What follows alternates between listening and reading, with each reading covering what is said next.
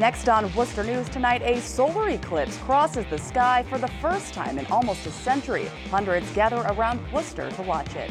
Plus, Worcester's first dog park opens today. More from today's ribbon-cutting ceremony at the Vernon Hill Dog Park.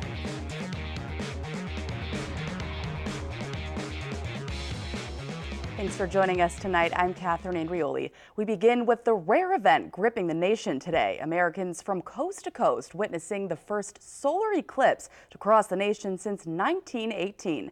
The eclipse was first seen on the West Coast. Millions of people flocking to places where they could see a total eclipse, the so-called path of totality stretching from Oregon to South Carolina. And here in Central Mass, the Aldrich Astronomical Society hosted an eclipse viewing party on the grass in front of the Paxton Public Library. The society is based at Anna Maria College and was founded in 1932. A large crowd looked through telescopes and used special eye protection as the eclipse reached its peak around 2:45 p.m. Viewers we spoke with say it's great to see such enthusiasm for this celestial event. I thought it was very exciting, and these glasses work incredibly well. So we're getting a very good view of the eclipse, and it's a once in a lifetime for my grandchildren. I thought it was very interesting to come out today and see all the people out here in Paxton. Yeah. And it's been a lot of fun to check out nature and see some science. I thought it was definitely something that everyone should take advantage of and definitely see.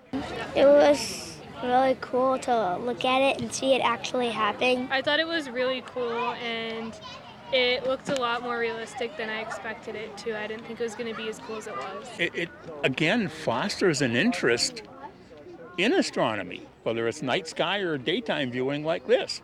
I have seen reports where across the country in that path of totality, there are literally millions of people that have driven maybe for 8 hours north of the path or south of the path of totality to get into the path of totality.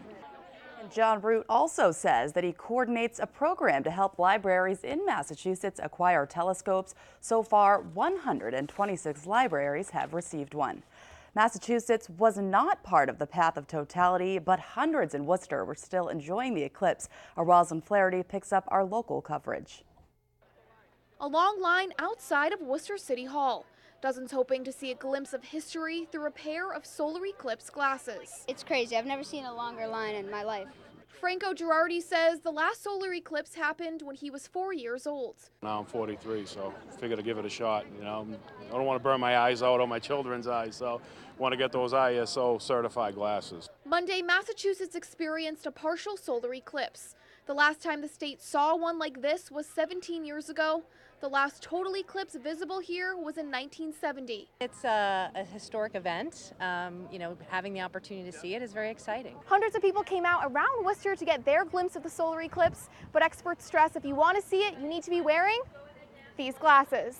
Because only 60% of the sun will be covered, the other 40% of the light will still come through. And so that is enough light that it could damage your eyes.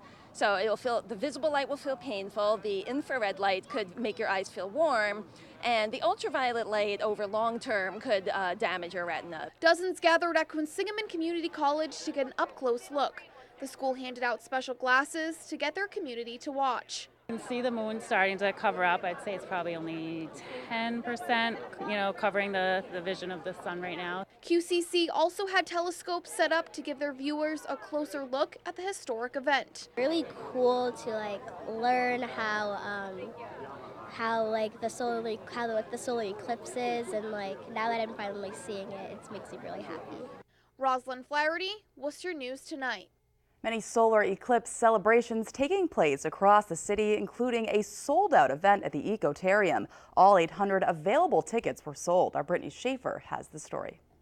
3, 2, 1.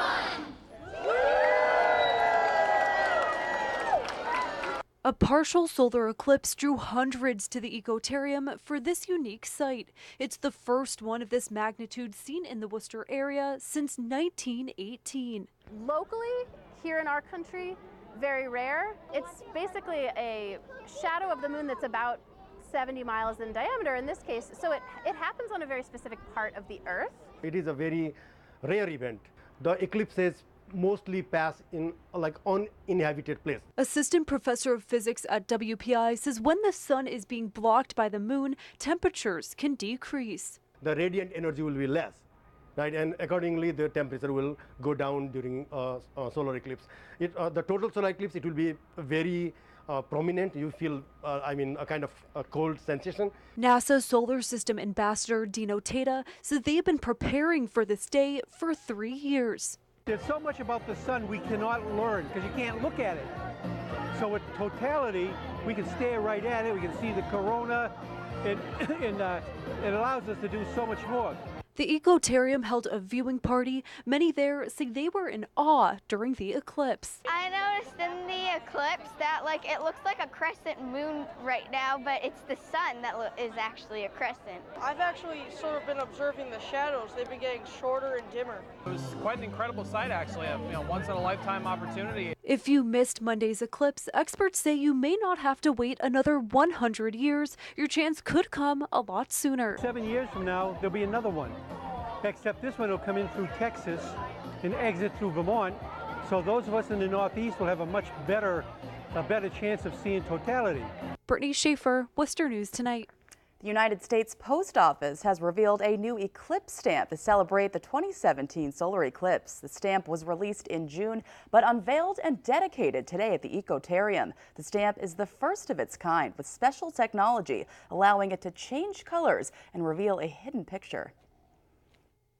It's good to bring attention to this. This stamp actually has thermal chromatic ink, which means that when you put your finger on it, it's going to the stamp itself will change color and you'll be able to see the moon behind it. And on the back of the stamp sheets, it shows the trajectory of where it's going from coast to coast, starting up in Salem, Oregon, ending up in Columbia, South Carolina in a few hours. The postmaster of Worcester says it's also a forever stamp, meaning the price is going to stay the same. The Worcester Mounted Patrol Unit making their first and second arrests over the weekend. The first arrest was on Friday for someone trespassing at Union Station. The second incident happened on Saturday night during the Latin Festival. Police say a man had gotten into a fight, and when officers tried to arrest him, he was aggressive towards the horses. The male was walking toward the horses. They asked him to please go around, which he refused to do. He kept walking toward them, and he kind of rammed one of the horses with his shoulder, at which point they grabbed him and pushed him back. And then he put up his fist like he was going to punch the horse in the head, and at that point he was arrested. After they did place him under arrest, he was fighting, he was kicking the officers and screaming and causing trouble then too. The suspect is now facing multiple charges, including assault on a police animal and assault on a police officer.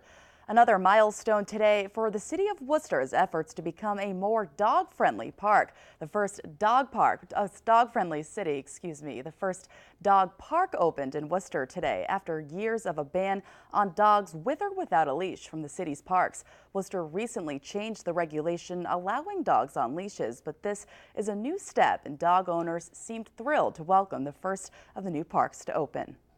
They're all banned from the parks, and the dogs need to get exercise. Dog owners will no longer have to avoid Worcester's parks. Monday, the city opened its first off-leash dog park on Vernon Hill after nearly 20 years of prohibiting dogs from the city's green spaces. To have a dog park here for people who are dog lovers like myself, to a place to go and to enjoy the company of other animals is going to be fantastic. So it's great to see our city taking control of our assets and really building upon some of the beautiful green space we have in the city. The Vernon Hill Dog Park is the first of 3 city-funded dog parks to open in Worcester. The areas are designed for pets to exercise and owners to socialize.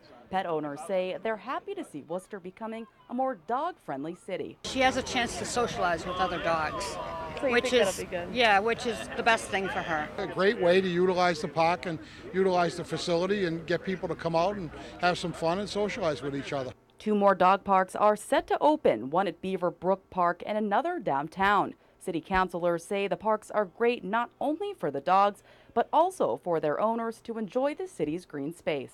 There are 3 total, including this one, that are already funded, and then we have got a plan for a couple more after that. Been to a lot of other areas that have dog parks, and it's about time Worcester has them. The results for the Battle of the Badges blood drive competition are in, and the Worcester Police Department is the winner. The men in blue had 151 of the 216 votes. Since they beat the Worcester Fire Department, police received a $1,500 check from the Worcester Railers to give to a charity of their choice. The Worcester Boys and Girls Club, we've partnered with them for so long with our boxing program, our basketball programs, all our programs, and it's just, they're near and dear to us. I'm an alumni of, as many police officers are, the Boys and Girls Club, so it's just one of our, favorite organizations. The Boys and Girls Club are a perfect recipient for the check, and like we said before, we're so happy to just be a part of the Battle of the Badges. The Battle of the Badges blood drive took place at the DCU Center. The American Red Cross collected more than 200 blood donations, making the drive the largest in Worcester County history. The Red Cross says this drive alone will save more than 600 lives. Units of blood. Those donations can save up to 645 lives, so it's huge. We also had 73 first-time ever blood donors, which is pretty incredible as well. So it could not have been a better time to have such a successful blood drive here in Worcester. The Red Cross is on an emergency need appeal for blood. Typically in the summertime donations decrease, so being able to rely on such a tremendous blood drive during this month of August was especially appreciated by the Red Cross. We really need the blood right now. Organizers say they hope the Battle of the Badges blood drive becomes an annual event in the city. A popular restaurant on Grafton Street in Worcester is expanding their menu. Paesanos Pizzeria is adding to their Italian pastas and pizza options by now offering donuts and coffee. Adelson Paulo, who owns the shop, also owns a Dippin' Donuts store, and he says adding breakfast to their menu is great for business. Have dinner here, and in the morning they can come in before work and get their iced coffee and coffees and donuts. The restaurant is also expanding their hours. They now open at 5 a.m. and have a drive-through window for people